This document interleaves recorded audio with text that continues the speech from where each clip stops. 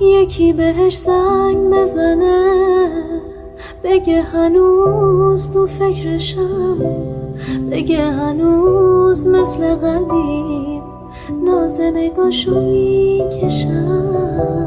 یکی بهش زنگ بزنه بگه که میمیرم براش، بگه هنوزم عاشقم، عاشق اون طعم لباش. بهش بگین اگه یه روز نبینمش دق میکنم دلو براش قربونی با دلیل و منطق میکنم.